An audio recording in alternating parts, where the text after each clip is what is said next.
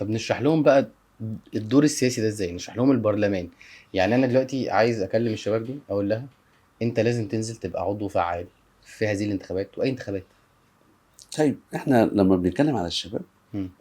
ونتكلم على العمل السياسي للشباب، مم. عندنا تجربة فريدة من نوعها. يعني تجربة التنسيق دي تجربة فريدة طبعا. حقيقة يعني. مم.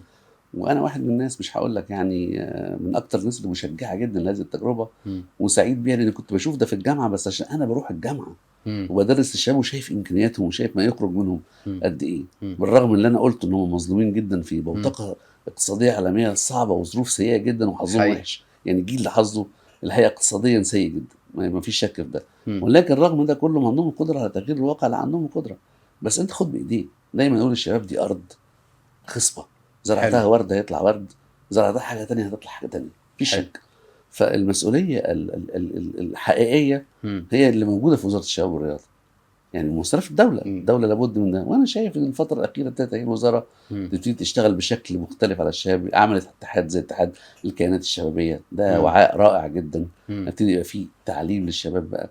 ومش مم. بس كده، بس إحنا عندنا أزمة حقيقية أحب اللي هي أقول لك عليها، يا ريت. هي استدامة العمل الشبابي، بمعنى. العمل السياسي الشبابي او العمل العام الشبابي. احنا قلنا هو في صراع مم. ما بين انه يصرف على نفسه، انه خلاص خلص على اهله لحد ما اتعلم مم. واتخرج، صح. هو عايز يبتدي يصرف على نفسه، عايز يكون اسره هو كمان زي اسرته اللي خرج منها. مم. ودي حاجات ثقيله جدا مم. وتكاليفها باهظه.